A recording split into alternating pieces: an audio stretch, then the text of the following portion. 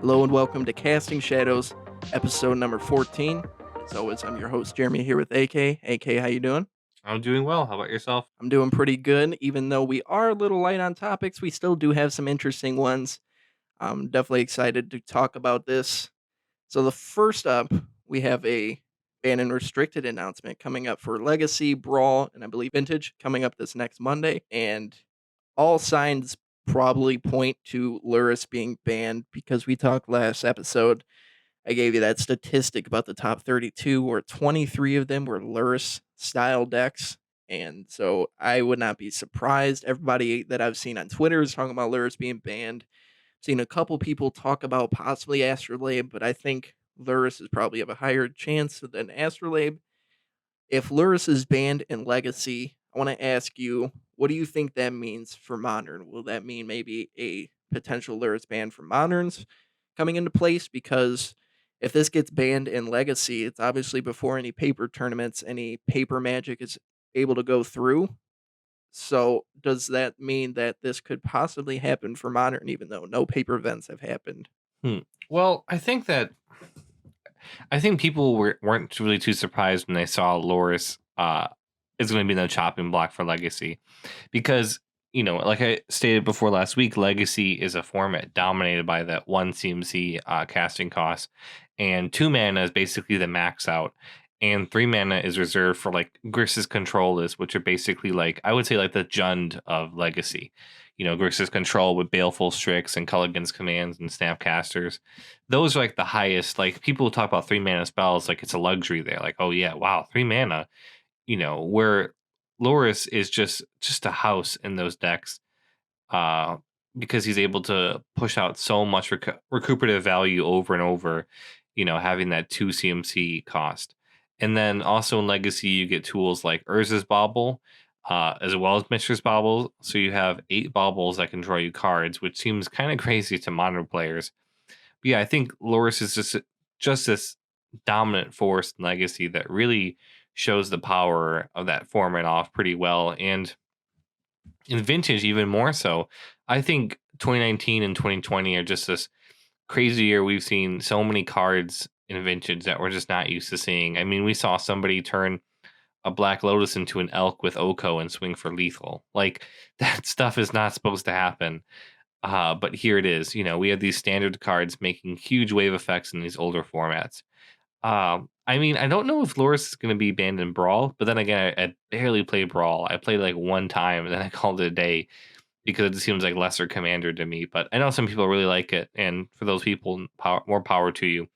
But as far as Loris goes in Legacy, like I said before, you have like Grixis Delver. I think you have the Izzet Delver with a splash of black or white just to be able to play Loris. You have the 4-color control slash Delverless also playing Loris. Like everything is playing Loris because it's such a dominant card, and it's virtually like you don't really need a lot of restrictions to play. You just shave one sideboard card.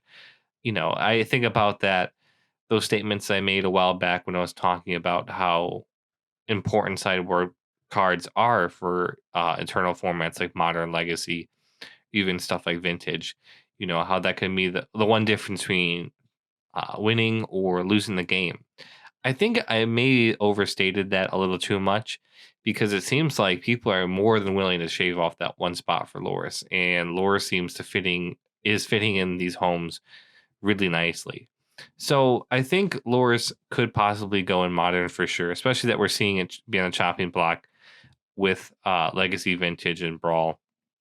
Because I don't know if you remember this, but when Oko was super dominant, they banned it in Standard, and they banned it in Pioneer, and they banned it in Brawl.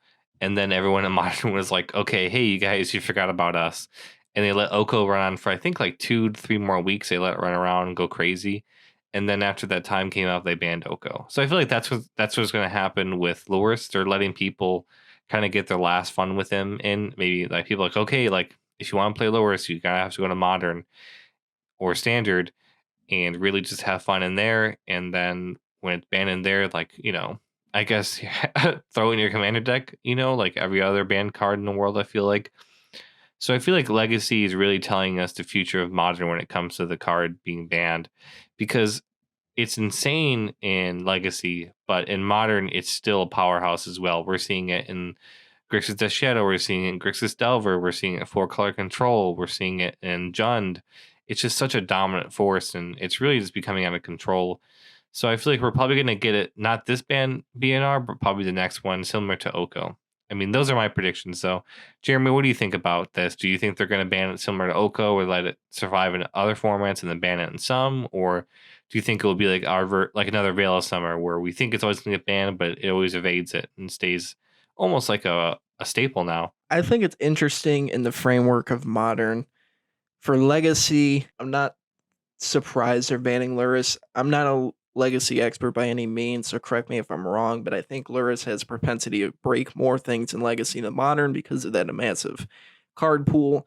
And WotC kind of doesn't really, I don't want to say respect Legacy. Like with all those events that were happening, it was Standard, Modern, and Pioneer, and they really quit with the Legacy, like big events and all that. So as far as for like Modern's concerned, since their focus is more on Modern, Standard, and Pioneer than Legacy, they're going to, like we alluded to in the last podcast, where they don't ban cards because they're fresh in packs. They wait as far as possible to do that, even if it's obviously a problem like Oko was. They waited so long to ban that, like you said, in Modern, even though for a while people were like, please, for the love of God, like I don't even want to play Modern right now because Oko's so bad. And they're like, well, we're still selling in packs, so we're gonna keep it. I think that's gonna be another situation with Luris. I don't think Luris is as bad as Oko, but as long as Luris is in packs, WotC's still making money. They're not going to ban this in Modern for a while, at least until paper events come back. They start gathering statistics. And I know we always talk about Luris basically for the last couple of podcasts because that's really all we have in Modern right now. Whenever you look at the results, it's like some kind of snow archetype with Astrolabe, or it's Luris.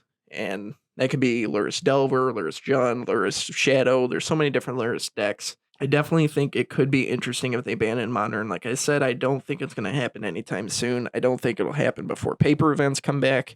But if it is getting banned in Legacy, I definitely could see it down in the future in Modern. Also, another thing I think I've kind of noticed just from looking at Twitter, people complain about it a lot more in Legacy than they do in Modern. Like you have the people that do think Luris and companions in Modern are just, they're obscene. Like they need to be banned, at least the cards be banned or the companion mechanic be banned. There's a lot of people that are like, this is bad for the overall health of Magic. But then on the opposite end, you do have a lot of pros that are like all for companions. Like I watch Star City Games all the time with Ross Miriam, Corey Baumeister, and they absolutely love companions. They love the gameplay with Luris. They love the gameplay with Yorion, and just basically any of the companions that they try. So you have really, I don't know if I haven't seen too many people in the middle ground. I know there obviously is. There will always be people in the middle ground, but there's people that are either like, this is a monstrosity, this needs to go now, or this is actually healthy for Modern. So that's why I think that's another reason why they're going to wait for Modern, because even though you do have those people that want to ban now, you do have a lot of people at the same time that are like, I love this. Like, this has brought a fresh new outlook. And then you got the extreme people that are like, please print more companions. And I'm like, maybe you should slow your roll just a little bit. Yeah. I do want to ask, this is complete hypothetical. If Luris is banned in Modern, what do you think the Modern format would look like? That's an interesting question, because I feel like prior to Ikoria coming out, the Modern format, like, although it seemed a little bit slow, I feel like it was in a pretty healthy place. Granted, the Bant decks and the blue-green decks were kind of dominant. I thought you could still fairly fight it out with whatever deck you wanted. You can choose Jund. I don't think GDS was in the greatest spot, but you can definitely play it if you wanted to. Stuff like Mardu Shadow was being experimented with. Kroxa and Jund was having a pretty good time. So there was definitely potential, like, to actually, it was a good meta as far as I recall. I know it kind of seems like forever ago now that I think of it. Like, wow, like playing Magic with other people in person too. Like it kind of seemed like another lifetime.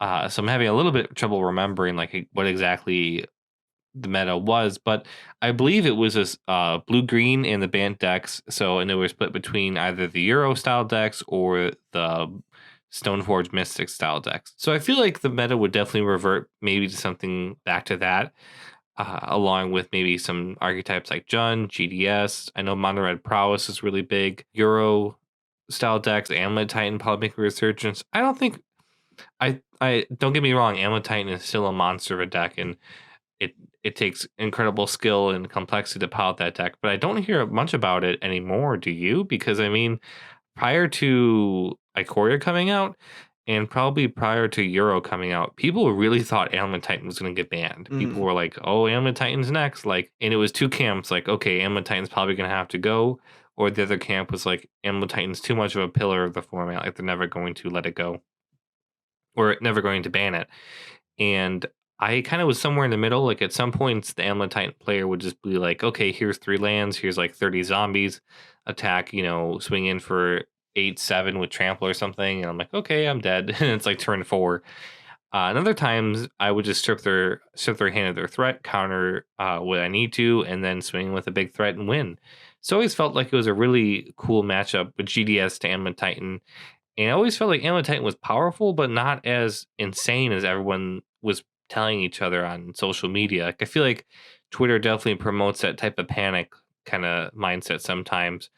Because Amulet Titan kind of just subsided, and it kind of is funny that Amulet Titan is 6 mana. It was this monster of a card just destroying everything, and everyone was talking about banning it a few months ago, and now it's a little 3 mana 3/2 cat that's just kind of dominating multiple formats. And this little 3/2 that just has this one ability of a lifelink, and the other ability of letting you cast stuff from your graveyard is just becoming so much of a monster in all these formats. And I think that's kind of ironic. But I think that the decks kind of would revert back to that. So Titan, Band, Stoneblade decks with a little bit of Shadow and Jund spiced in there as the Thoughtseize representatives, and then probably maybe a little dash of humans. And Mono Red Prowess, of course, to prey on those lower style decks. So those are my predictions, at least. I could maybe see something popping up. I'm trying to think what else in that core that's making pretty big impacts.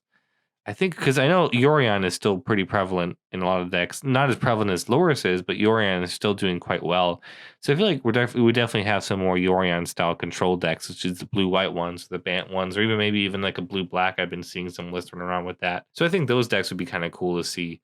But yeah, I would imagine it most likely look like the meta before Ikoria with a little bit of like companion splash in, like maybe Obosh or Yorion and stuff like that. What about you, Jeremy? What do you think? yeah, overwhelmingly think Luris is the best companion that was printed out of all that for the modern format. I think if Luris got banned, we would definitely go back to the meta before that, where Bant Stoneblade, Bant Snow, those would basically be the top style of decks. If you're not playing like Astrolabe, you're at a significant disadvantage. As far as Shadow's concerned, if we lose Luris, I actually think that we become an even worse deck because before Luris was printed, we saw like specifically GDS just struggle immensely with their identity, with what they want to do. And even though Four Color Shadow, maybe Mardu, wasn't struggling with their identity like GDS was, but they still weren't that great of decks. You would see them pop up with some results every once in a while. But Shadow was in a really bad spot before Luris. And Luris is kind of because like the overwhelming problem with Shadow decks is the other decks like Ban Snow and all that, they outvalue them significantly. Humans outvalues them significantly. And with Luris, we kind of close that gap a little bit because we're able to Mishra's Bubble repeatedly. We're able to Seal of Fire to start dwindling some of their threats on board if you're against humans and all that. So that gap of being outvalued starts to close. I don't think Shadow's the best archetype right now, obviously, because there's so many other decks that are better. But Shadow's in a way better spot right now than it was a couple months ago before these companions were printed. So if we lose Luris, as far as Shadow's concerned, we're going to be in a very rough spot. I definitely foresee us just going back to Bant Snow and all those kind of style decks with Euro. If you're not playing Euro, you're basically at a disadvantage. Humans would be pretty good. Amulet Titan would be pretty decent as well. The one thing I'm curious about with Floris When we look at the trends, when you have a card like Oko was a monster in Standard, Pioneer, Modern, and Legacy. There's other examples of cards. Whenever they dominate in multiple formats, they tend to get banned eventually. Like Once Upon a Time, that's where I was trying to think of other cards that got banned in multiple formats. Mm-hmm. So I think Luris might eventually fall with that trend because I'm just looking at the examples of cards that were dominant, some of like the best spells in each of the format. And because normally, like cards that are great in Standard, they're not great in Modern. Cards that might be pretty good in Modern might be okay in Legacy. And we've always kind of had that from at least from when I started. It wasn't like I could bring the Standard deck and take some of the cards from Standard and make it amazing in Modern. But now we're having these cards being printed that are have an immediate impact on Standard, have an immediate impact on Modern, have an immediate impact on Legacy. And following the trend of some of the other cards that have done that before, we've seen a couple examples of them eventually getting banned. So I definitely could foresee that happening with Luris. Now, I do want to ask if this is another completely hypothetical. I don't think they would ever do this, but what if they ban Luris and they also decide, okay, Astrolabe has also been a pretty ridiculous card. They take that away in Legacy, but they take away Luris and Astrolabe in Modern. What do you think the best decks would be then there? So you're asking if they, like you said, they get rid of Lures, and then theoretically it's a long shot, but they get rid of Astrolabe as well. Because there's been people that have been calling for Astrolabe being a very powerful card that fixes your mana. All you need is an island. You can play like 3 islands on your board with 2 Astrolabes and be able to tap for legitimately any color that you want. So people are like, okay, well, this is kind of unfair. So if they decided to do a complete Modern shakeup, which I don't think they would do, I don't think it'd be smart to do. If they ban Luris and Astrolabe, what do you think the top decks will be then there? Well, I think the snow decks obviously would have to kind of reroute what they play now. I mean, I don't think actually they would become too bad. I mean, they would probably still play Snowlands because they want to be able to turn Ice Fang Quaddle on. But I'm pretty sure they would replace Astrolabe most likely with either A, more lands, or B, cantrips like Serum Visions or perhaps Oct or stuff like that. So I feel like those decks wouldn't be pushed out of the meta completely because Astrolabe is not really the super glue that holds them together. It's more just like an added bonus. Like those decks are already good because of cards like Euro, Stoneforge Mystic, or Ice Fang Quaddle. Astrolabe is kind of just like the icing on the cake. So if we remove Astrolabe, we're really not doing a whole lot to these decks. Yes, we are making them a little bit slower. Maybe we're making them a little more susceptible, but we make them more vulnerable to cards like Blood Moon and Magus of the Moon and those traditional cards that were kind of used to hate out decks with Celestial Colony before all this. So we kind of force them to go back to those style of mana bases, and I feel like they would easily shift back to it because it's not like we're removing the card Flooded Strand and Misty Rainforest from Modern. We're only removing Astrolabe, so these decks would just probably just transfer into that blue-white mana base with a splash of green, like they're doing now. Probably with a little more heavy on the green lands because I have to actually find lands that are able to tap for green and not just one breeding pool and a bunch of Astrolabes. So I could foresee that happening, and then I bet that because we see Blood Moon show up a lot of time in these banned sideboards just to hate out decks like Amulet Titan or Tron, just as a free catch-all because they play so many basics and they're able to play Astrolabe to fix their mana perfectly.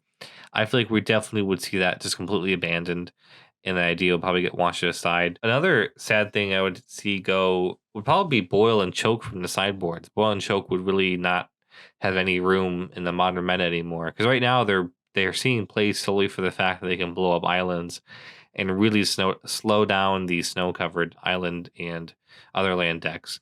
So those decks or those sideboard cards would probably disappear from existence. So I don't think those would be around anymore. That being said, I think that Loris and Astrolabe are such big talking points right now for a lot of people. Loris more so because you were definitely right when you talked about Astrolabe being banned. Prior to this, everyone wanted Astrolabe to be banned. I felt like everyone wanted Astrolabe to be banned on Twitter. People really disliked it and thought it was trash. I know that Pleasant Kenobi absolutely despised the card Mhm. in Legacy, so maybe perhaps he'll get his wish and it'll be banned in Legacy. As far as Modern, I'm somewhere in the middle. It is annoying sometimes when my opponent, because like my opponent is tapped out for a certain color land wise, but they have an Ashley on the table, and I always forget that. Then they just tap that for a black mana or something in Fatal Push or Path to Exile. I'm like, how can they do that? They have an island. I'm like, oh, Astrolabe. Because it kind of takes that because part of playing Shadow and or just Magic in general is always constantly staring at the opponent's lands and figuring out like, okay, what colors they have available. All right, they have one black open. So that means they could have like a Fatal Push, they could have a Dismember, they could have, like the list goes on and on. One white open, they could have like, a Path to Exile, or is it a dual land? So it could be an Opt, a Spell Snare, or a Path to Exile. So there's that whole mini head game that you have to play with your opponent. But that kind of gets removed with Astrolabe because it's like, okay, I have this one land, and it could tap for basically all 5 colors. So whatever you think, you basically have to guess everything in the color pie. Because I've seen my blue white opponent, like my Bant opponent, just straight up kill my stuff with a Fatal Push before. I'm like, oh, I did not see that coming. So, you have instances like that where Astrolabe feels very bad, especially for the Blood Moon decks, because like I know decks like Ponza play Astrolabe themselves now, but those decks also used to be really fun because they used to just completely jank people out with Blood Moon or blow up other people's lands, and it was a really cool deck to see in action. And those decks really don't have a lot of power anymore because everyone's playing basic lands. Like when people play Modern now, I see like 3 to 4, sometimes even like 4 to 5 basics on the battlefield. That's insane. I remember when I first started playing Magic in Modern, and especially if you had tons of basics on the table, you were like, oh, you're a budget player, you're playing mono red, or oh, you're playing the rack. Like it was assumed you're those style decks. Now it's like, oh, they're probably just playing a snow deck. So the same thing for Legacy. I think Legacy you used to see a lot of like back to basics type strategies and wasteland type strategies, and those have just completely been pushed out of the meta because of cards like Astrolabe. Just fixing your mana. It's just crazy that there's such a innocuous little card from Modern Horizons. I think when everyone saw Modern Horizons, it was just this huge like, oh my god, here comes Hogak, here comes Ren and Mhm. Six, and it was just these 2 monster cards dominating everything. And I know Pauper had a real big issue with Ashley, but we're like, oh, that's just Pauper. Ashley was fine. It's 1 mana, draw a card, fixes your mana. Like that's okay. Like it requires snow mana, it helps for cool archetypes. I think that's where I get sad seeing some of these cards go. Like Astrolabe does support some pretty powerful decks like Bant, Blue White, or the Urza style decks. That being said, it also supports some of the really cool, fun decks. Cards like 5-color Nibtalite. I think that's one of the coolest decks out there. Playing a card that costs like all the colors in the mana pie, and then just being able to play it and get so much card advantage. And it's a 5/5. I think it's like 6/6 flyer. Like that's so cool. Like like that deck exists because Astrolabe is in there to really help you fix your mana, which I think is so unique. So seeing something like that go, it could still be playable because there's Pioneer versions of the deck. That means there could definitely be mono versions without Astrolabe, but it would be significantly worse and slower. And we all know that being slower in Modern sometimes spells doom. So Astrolabe is just a tricky card because it's just this one little innocuous common from Modern Horizons. Everyone glanced over at first and thought it was cool, but like, okay, like neat. And now it's pretty much a pillar of every format it's legal in. So those are my thoughts on Astrolabe, and if Loris and the Astrolabe would get banned. What about you, Jeremy? What do you think if Astrolabe and Loris gets banned? What do you think the meta could look like? What do you think these decks could adopt in order to replace it, or would it just kind of fade away? I think, honestly, with Luris and these companions, it's taken the spotlight off of Astrolabe. I think if these cards were never printed, the spotlight would be so bright on Astrolabe right now. I'm not saying that it should be banned, but there's a lot of people that call for bans because, like you said, you get that situation where they have one island, but they have an Astrolabe out. So you don't know whether they have a Fatal Push, they have a Path to Exile, they have a Veil of Summer. It could literally be any 1 mana card spell snare. They could just be tricking you. So I think that part of Astrolabe is definitely unfair because it does fix your mana very well, and that only allows for certain archetypes. I can't just take that shadow and put an Astrolabe in there and let it be good. and it also draws you a card. And I think with the addition of the companion, it's become even better because if you play Yorion, you can bounce. Let's say you got two Astrolabes out there, you can blink those, have those come back. That draws you an additional two more cards that you already have, completely refilling your hand. So I think like these companions have taken the spotlight off of it, but it's definitely something that I think Wizards should consider. I don't know if it should be banned, but I definitely think it's extremely powerful because of that way that it filters your mana for anything. And there's really no downside to playing it if you're playing that kind of style deck. If it does get banned, like you said, I don't think it affects too many decks, too much of the snow decks. I think a lot of decks are already playing like Urza and Emery. If you're playing Urza, Emery, and Euro, you could just play like Mox Amber. That way, like you could still easily have a turn one, turn two Emery, and you already have Mox Amber turned on for Emery that you could filter it the same way Astrolabe is. When you play an Urza later, that's just another legendary creature that if they kill Emery, you still have that. So Mox Amber could also be a possibility. But if Astrolabe does get the can along with Luris, I could see Bant Snow still being a pretty good deck. I don't know if it'll be like the best deck. I think we'll start to see a resurgence of Amulet Titan. I think humans will still be really good. I know even humans are jamming the Gigantha companion sometimes just to have an additional creature. So if Luris was banned, Astrolabe was banned, now you have humans and already have so much value with all these different creatures along with the Gigantha, which I think it's like a 4/4/5/5 beater. So I can definitely foresee Amulet Titan and humans becoming some of the best decks in the format. I don't think anything will happen to Astrolabe. If anything's going to happen in the modern format, it's going to be with Luris or with a companion or Mishra's Bauble. I think Mishra's Bauble is probably still the most likely before Luris. Yeah, it's so sad to see it go, really. I know, as a shadow player, it's hard to see it go because then we're in another kind of identity crisis. But at least if Luris is still around, we still have Seal of Fire, we still have Nihil Spellbomb. Maybe we could play because you get that repeated bring that back to draw a card, maybe even Footfall Crater. So it could be interesting. I don't think it'll be banned, but I did see this topic on YouTube on one of our last podcasts, and I thought it was interesting topic to bring up because we don't really always talk about this, but when we talk about bans, this person Mar M commented on the last podcast, what if they learn that like the people, like obviously the modern people, learn that their new pricey deck is obsolete due to bans? And imagine these people being ex Faithless Looting. I also threw in their ex Opal players. Do you think these people will play Modern and Magic again? Because when we look at it, we sometimes want bans because these cards are powerful, they're warping the format, but we also tend to forget sometimes how much money people lose. Like when Opal was banned, Opal was pretty expensive, and that hurt a lot of people. Like Hardened Scales got hit really bad. We're seeing a resurgence in Hardened Scales because of Luris, because of the Ozolith, and all these other inventions in there. But that's still, it hurt pretty bad for them to lose that. Not as bad now that it's come back a little bit.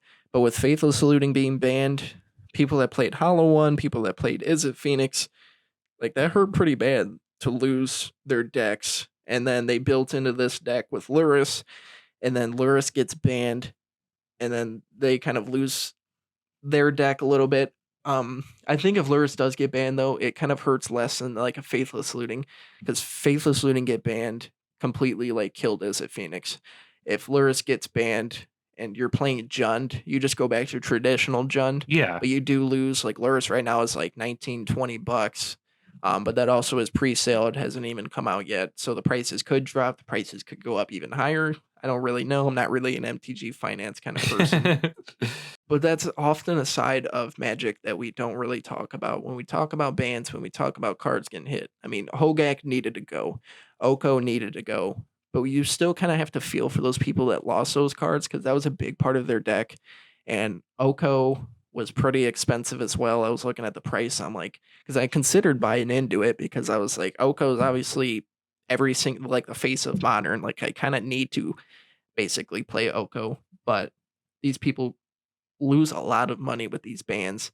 And if Luris gets banned, I don't think it's as bad as like an Opal ban because you do traditionally maybe have 1 to 2 copies of Luris, like one for each deck or whatever. But I do want to talk about that topic. Do you think Like if an ex Faithless Looting or an ex Opal player that got their cards banned gets more cards banned, do you think that could shy away from people from playing Modern, people from playing Magic? Because like I've been saying, we've seen a lot of bans recently. When I first started Magic, we would go through weeks and weeks of BNR announcements with no changes. And then now with these BNR announcements, a lot of them are like, this has been banned. This has been banned. This has been banned. And we've seen a lot of that. So do you think these constant bans kind of cause a fatigue for modern, for standard, for legacy, for all these different people? And do you think that could potentially veer off people from playing Magic or from playing Modern if more cards like Luris, Mishra's Bubble, Arkham's Astrolabe get banned? What do you think? I think that it's hard to say, but yes and no. I know that's a cop out. Really, you asked me this really complex question. I answer with a yes or no, but yes, because it does dishearten a lot of people. Like you look at people who lost Faithless Looting after the Faithless Looting ban. A lot of people just felt so aggravated that their favorite card kind of died for the sins of Hogak. I remember just seeing it get banned, and then I looked at all my janky Goro's Vengeance decks that I primarily played along with Death Shadow. I played that and I played Death Shadow. Those were all pretty much stone cold useless because Goryo's Vengeance without Faithless Looting is just not good anymore. I know you yourself were a huge Hollow One player, Mm-hmm. and seeing Hollow One just completely dismantled from being a formidable deck because Faithless Looting being banned is just another moment of like, okay, it's gone. In the argument, it's like, okay, well, Faithless Looting is only like 20 cents tops. It Yeah, it was usually cheap. was like below 15 cents. It was cheap as can be, right? Which is true, is very cheap. But that card facilitated the whole entire deck. Decks can't really function without that card. Well, some decks at least. Like, is it Phoenix? Ceased to being a deck. Like, people beamed around with it for a few days, a few weeks after Faithless Looting ban, but then it kind of just faded into obscurity, and no one plays as a Phoenix anymore. And I had both of those decks built at the same time too. That hurt. Seeing those go kind of just sucked, like it just hurt so much. And for those people like who invest a lot of time and money and effort into it, it really hurts, especially people who don't have a lot of disposable income for their hobby. Like you buy something that's tangible, right? Like let's say you're into video games. So you go to the store, you pick up your copy of the new Call of Duty. You know that new Call of Duty is going to be good for at least, I would say, I don't know, maybe roughly 2 to 3 years. People are going to play that game all the way up until the next one comes out. And you're going to buy your system knowing that system is good for like maybe every 5 to 6 years. So you have a good amount of time of playtime on that system. Even after that, just because the new one came out doesn't mean that yours is completely worthless. You could still play single player. You could still play co-op with your friends. You could still goof around, play. I don't know how many times I've goofed around and played World at War Zombies with my buddies. My old 360, just because it's a fun game and I enjoy it. And 360 is vastly outdated, but it's okay. So the same type of mindset could be applied to Magic cards, right? Like, okay, am I going to invest? Let's say I think is it Phoenix at its height was probably close to about $900, maybe 1,000. The bulk of the expensive came from the place of Scalding Tarns and Manamorphoses at the time. So you had to invest all that money into these cards, right? And then your deck gets banned, and then you have to. In that argument, I like and I don't like it is like, oh, just play this deck. Like you can easily transfer into like a Blue Moon deck or an Delver / Tempo deck. Yes and no. Again, a cop out answer, but yeah, you can transfer your deck. But is it the deck that you want to play? No, you want to play Is It Phoenix? You don't want to play Is It Delver? You don't want to play Blue Moon. You want to play Is It Phoenix? And that experience is now gone, and you don't have that experience. I think that's where a lot of people are kind of hesitant to get into Magic now, at least paper wise, especially with expensive formats like Modern. Like I buy these cards and I expect them to hold value, and you're telling me to spend all this money on Modern staples, and then all of a sudden they get banned, and then my deck is useless and I can't play them. Like it hurts. It sucks because I invested a lot of time and money into my decks. I remember buying my foil Hogaks and being so excited to play them, and then Hogak just got banned. And I'm like, oh, okay. Like, At the same time, though, there has to be a certain number of knowledge. There has to be a certain accountability. I beat myself up for buying those Hogaks because I'm like, you idiot! Why did you ever think Hogak was going to stay legal? Like you knew a free 8/8 trampler that can be cast in the graveyard over and over was probably going to get banned. And I'm like, oh yeah, I guess you're right. I should have known that card was going to get banned, right? I feel like that's what for some cards it's like that for sure. Like this card's going to get banned, so you shouldn't buy this. Like expect that, like you get what you deserve, kind of thing. While this is true, I also think it kind of sucks that if you're not playing that top deck or if you're not playing that card and you try to go against the meta with your homebrew and it's not tuned to the best ability and you repeatedly get stomped at your local game store, local game store or online or with your friends, Magic becomes unfun. Like you don't want to play the deck anymore. Mhm. I remember going to the store, I think 2-3 times in a row and just playing nothing but Oko, Simic Oko, just playing against over and over. And I got burnt out and I just didn't go again for at least, I would say, like a month. And then by that time, Oko finally got banned. I'm like, okay, sweet. I can go back and play Modern again because I just felt so burned out playing Oko and stuff like that. And like, it was either A, give in to go and buy Oko, or B, accept that your deck is not as good as the Oko decks and probably will lose. And you have a very slim chance of winning. So you're kind of torn between these two avenues that you have to choose. And for a lot of people who are just getting into the hobby, it kind of sucks that you have to explain this idea like, well, hey, so there are these things called BNRs, right? And you could buy a card that you really, really need for your deck, and it's very good, but then it gets banned, and then you can't use it anymore, and then you're SOL. I feel bad for those players like Hardened Scales or Infinity, who played Vox Opal pretty much the fair way. Yeah, it felt unfair sometimes to make like a 2020 Archmon Ravager or 1010 Inkmoth Nexus and just kill you in one shot. But Infinity was around for forever. It was a staple of the format for as long as I've been playing Mhm. Modern. And that deck is just not existent anymore because Opal got banned. So seeing bans like that really affect you and just kind of dishearten you as a player. But then sometimes it's a needed evil. Like Oko needed to go. Hogak needed to go. Aya Ugin, horrendous, had to go. So stuff like that, like it's a awkward spot that Magic is put into, I think, and it's just something that's always going to be there. I feel like. What do you think, Jeremy? Yeah, I wanted to piggyback off a couple of your points. The first off, you talked about Oko, how you just kind of felt burnt out, and I agree with that sentiment because I just finished Boros Burn when Oko got popular, and I took it to an FNM. 3 rounds in a row, I played against Oko and Gilded Goose. I'm like, this is trash. Like, anytime I got them down low, they're like, pop this food, gain 3 life, play Oko. We're gonna get a food. Gilded Goose is gonna make another food. I'm like, Jesus.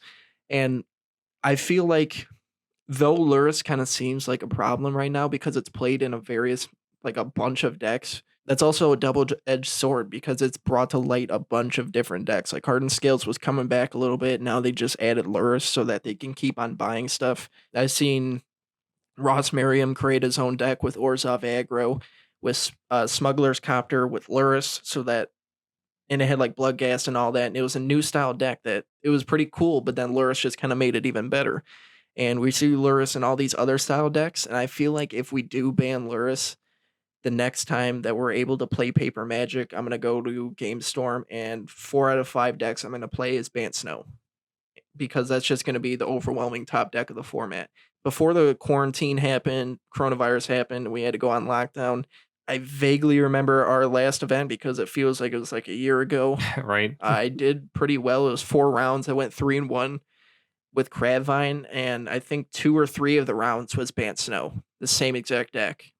And that's the point that I kind of want to talk about with Lurrus. I feel like Lurrus kind of brings a bunch of different decks. Like we're seeing some of the same decks, or like we're seeing decks with Lurrus dominate, but they're also different decks. It might be a Lurrus Shadow, it might be a Lurrus Delver, it might be a Lurrus Jund, maybe a Lurrus Hardened Scales. And I feel like if we ban Lurrus, it's going to be Bant Snow, and all we're going to see is Euro. All we're going to see is Urza, and And it could be the same kind of situation with Oko where we just get burnt out on that as well. And I thought that was an interesting point to bring up. So I agree. Even though I play Modern, I play Magic right now. I'm not like a new player trying to get into Modern, get into Magic. I still am very hesitant about buying some cards. Like I transformed Death Shadow into Aluris Death Shadow because I think it was a necessary evil. The old style Death Shadow decks without Luris were absolutely just not going to work, without a doubt. But at the same time, I was scared to buy Luris because I'm like, is this going to be banned in a month? Is this going to be banned in 2 months? And I think that's a very unhealthy mindset for not only Modern, but for Magic in general, where you want to buy this card because it's going to help your deck be better. It's going to help you compete in whatever format you're playing.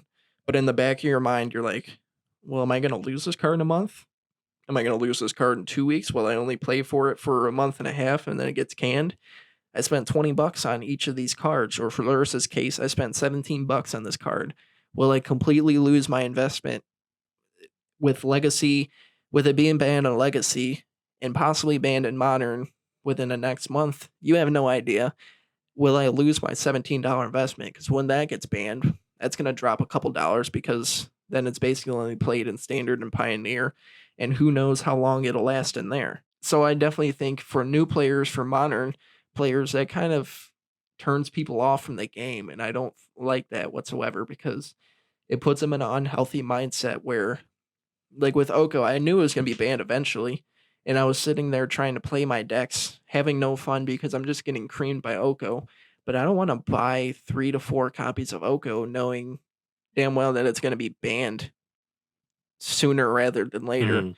So yeah, I definitely think like if Luris does get banned, I think there will be a little bit of fatigue of just being banned snow, and then basically everybody's either going to be banned snow or second place, and then just the overall mindset around it if cards continuously get banned. Because like I said, when I first started playing Magic, we went through weeks, months without things being banned, and then recently it just seems like things are getting banned left and right. And while some cards, obviously Hogak and Oko, needed to go, at the same time, it's just like, why do I want to keep on buying these cards if they're just eventually going to get banned? And even though I want to be have a competitive deck, I want to have one of the best decks in the format. Is it really worth being competitive for a month, 2 months, just to see a card get banned and then I lose that deck? So I definitely think that was an interesting point to bring about. So that was a great topic there for RM to talk about. And Hmm. to kind of close out, we still have some time. I alluded to bringing Luris into Shadow, and I want to talk about the state of Shadow right now. Basically, the list I've seen are overwhelmingly Grixis or Jund, where some have splashes of white in there. So I kind of want to talk about the pros and cons, at least for Grixis. We can start with Grixis. There's been 2 different style Grixis decks that I've seen. The first one is more of like a Croxa Snapcaster kind of build. I've seen a couple play 4 Snapcaster and 3 Croxa, and then I've seen a couple also play 3 Croxa, 3 Snapcaster, and 1 Spray Dragon. Obviously, with Luris, they're playing Unearth. Just an easy way, along with Luris, to keep on buying back threats such as Croxa with Snapcaster. Snapcaster with Croxa seems, or with Luris, is pretty good. Mistress Bobble obviously becomes a lot better, being able to repeatedly buy that back, and we're seeing Seal of Fire become dominant in some of these decks. You're playing like 1 in the main board most of the time, maybe 2, some in the sideboard as well, because you get that constant recursion, being able to bring back that enchantment. So I want to ask, at least for the Grixis ones, and the other Grixis one is no Croxa, no Snapcaster Mage. They're replace Snapcaster Mage with Dreadhorde Arcanist, usually 2 copies of that, and then 4 copies of the new Sprite Dragon. Decks are a little bit different that I'm looking at it here, at least with Arcanist. They're playing like Sleight of Hand. Opt is usually better for Snapcaster Mage. Sleight of Hand's usually better for Dreadhorde Arcanist. They are playing 4 Stubborn now. I'll start off a little bit with at least one pros and cons, at least for the creature list. With Sprite Dragon, it has the propensity to completely get out of hand with Luris of the Dream Den, Mistress Bobble, Seal of Fire, repeatedly being bought back each turn, constantly putting counters that stay because they're not like prowess. They don't go away at the end of the turn. So it keeps on growing and growing, and then you're playing 4 Serum Visions. You're playing 2 Sleight of Hand, so that Dreadhorde Arcanist can attack, trigger that, bring back a Serum Visions, bring back a Sleight of Hand, use that, put another counter on Sprite Dragon. They're playing Knight's Whisper as well. 2 Inquisitions, 4 Thoughtseize as extra ways with Arcanist to play all these 1 mana spells for free, get the maximum value out of it. But with Stubborn Denial is kind of weak. Unless you get Sprite Dragon up big, you're going to be playing Sprite Dragon. You can't Stubborn Denial it right away because it's only a 1/1. So it makes it more susceptible to removal. But at the same time, it has the propensity to get huge. And then you have Kroxa. With Kroxa, as soon as you get it down, the Ferocious trigger on Stubborn Denial is turned on. But at the same time, you have to pay 4 mana, Delve, or Escape 5 to play this. And you probably might not have a 5th land out to protect it. So there's definitely some pros and cons of the list. So I want to start off with you. What do you think about each of the style of the Grixis list? You don't have to choose which one's better, but at least kind of give me an insight of which one do you think is really cool? Which one would you be interested in trying? So I kind of like the old school ones with Sprite Dragons, which were kind of like the new kids in the block at one point, because I feel like Sprite Dragon is such a efficient threat sometimes. It's 2 mana, yes, but it does have haste, so at least the minimum you're going to get in is 1 damage. Hopefully you're going to get 2 because you're able to play a bobble, trigger it, get a counter, and then it swings in for another point of damage. So I feel like, because I thought I saw a lot of comparisons making it to Thing in the Ice. And because Thing in the Ice is one of those cards that, yes, it's only 2 mana, but like, you throw a few counter or you take a few counters off it and it becomes a 7/8 in no time. Well, this is true. Plenty of times I played Thing in the Ice, plenty of times I played against Thing in the Ice, and it feels really bad when you tap 2 and you go, okay, Spell Snare. Or you tap 2, play Thing in the Ice, and you go, okay, Fatal Push. Or Path to the Exile, or the list goes on and on against 1 mana removal spells to take care of it. Even Lightning Axe, the Dredge deck, like it's a great card when it sticks and you get to untap with it, but when you don't get to untap with it, it feels super badly. With Sprite Dragon, if you get in at least 1 point of damage with it, it's not the worst. I think that's where Thingy has kind of felt bad for me too. Is when not so much when you get it killed right away, it's when you're down to like maybe 2 counters on it, or maybe you're down to even 1 counter on it, and you're like, okay, it's got to survive till next turn, and I can flip this, and I can really, win this game. Oh, too bad. Here comes a Fatal Push, or here comes a Path to Exile. With Sprite Dragon, you're able to get those precious points in that chip away the opponent's life total. If the Sprite Dragon is swinging for 3 in the air, congratulations, you built yourself like a homemade Mantis Rider. Like that's pretty good. And then if it dies next turn, hey, you got 3 in. You got to lightning bolt the opponent. That's not a bad trade. So I feel like I really like Sprite Dragon as a shadow deck because Sprite Dragon is able to get in those precious life, get in that precious damage, and then a Death Shadow comes in and it's able to mop with the opponent, or maybe we just go the old fashioned Bolt Snap Bolt or something along those lines, or even just a quick 3 damage to the face or a Team Rail Bow Rage to end it. So I really like the Sprite Dragon build, in my opinion. I like Kroxa too.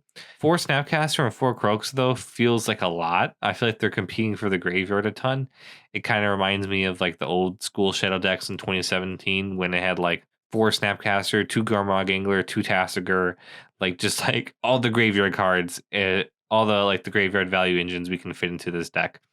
And sometimes it worked out amazing, and other times you would delve away your stuff for a big delve threat, and then it gets pathed, or it gets killed or something, and you have a Snapcaster in hand. Like, okay, I have nothing in my graveyard, and I have a 2/1 Ambush Viper. Like, so those moments felt pretty bad to me, but then again, I feel like it's one of those decks where you're prioritizing your threats. If you think Snapcaster is super valuable because it allows you to buy back those precious counters in the graveyard, like a Stubborn Denial or a removal spell like Fatal Push, then you're obviously not going to delve away those cards.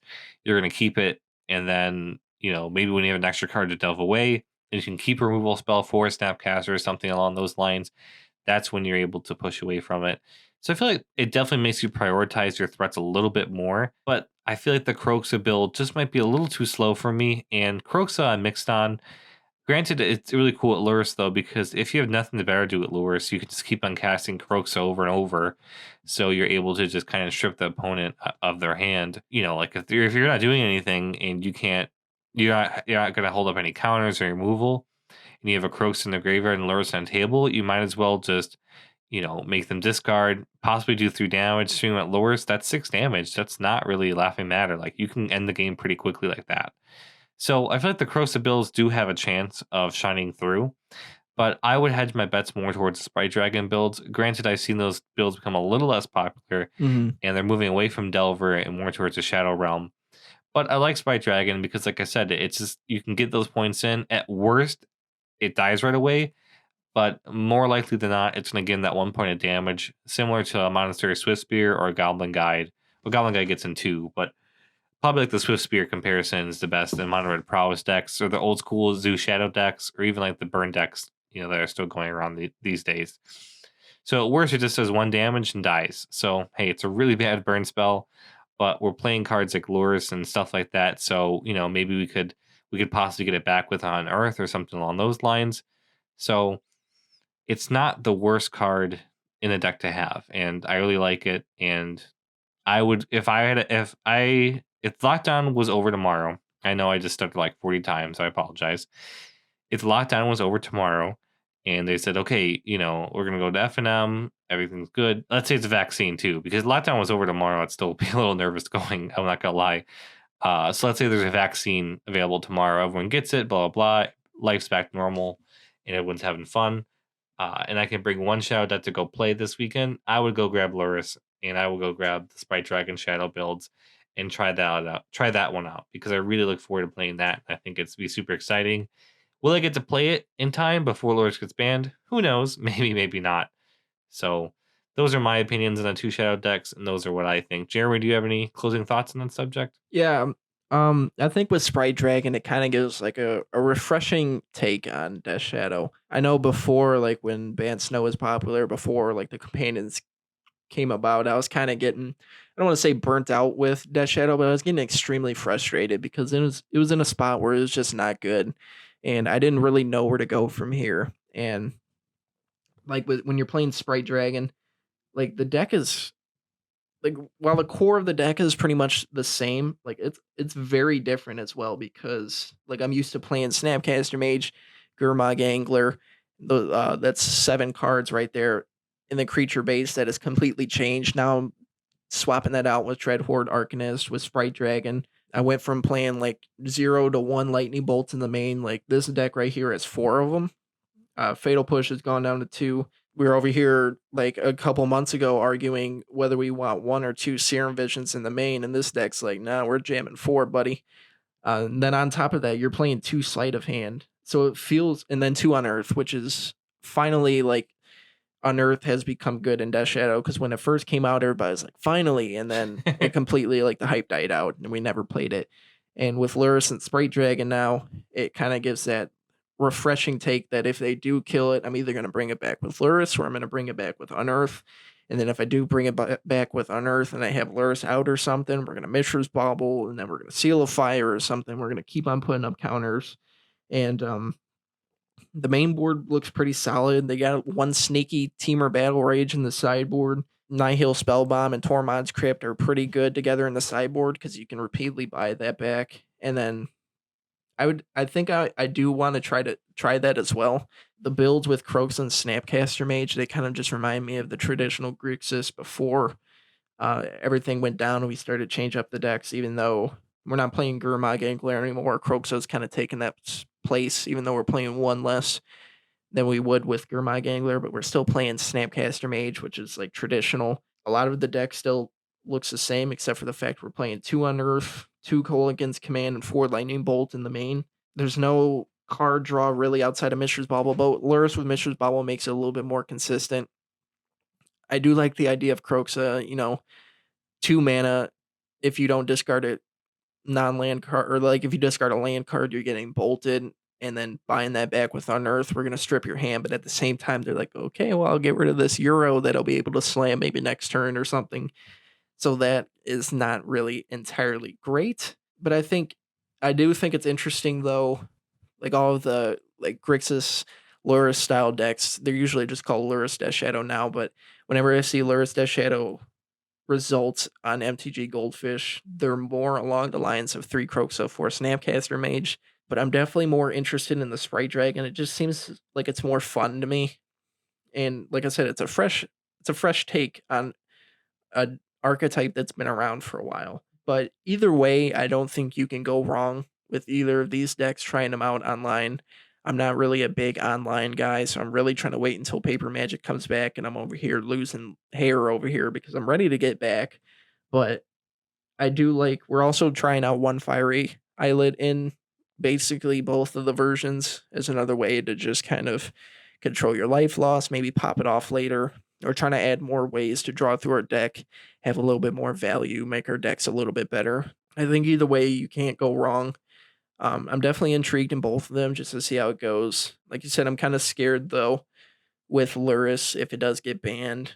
Like, where do you go from there? But I'm not really focusing on that right now. I think I'm gonna try Grixis Death Shadow with hopefully with Sprite Dragon. I tried it a little bit. We play tested it a little bit, and I got Sprite Dragon up pretty ridiculously big the one game, and it felt It's pretty pretty good. huge. So I'm definitely interested to see.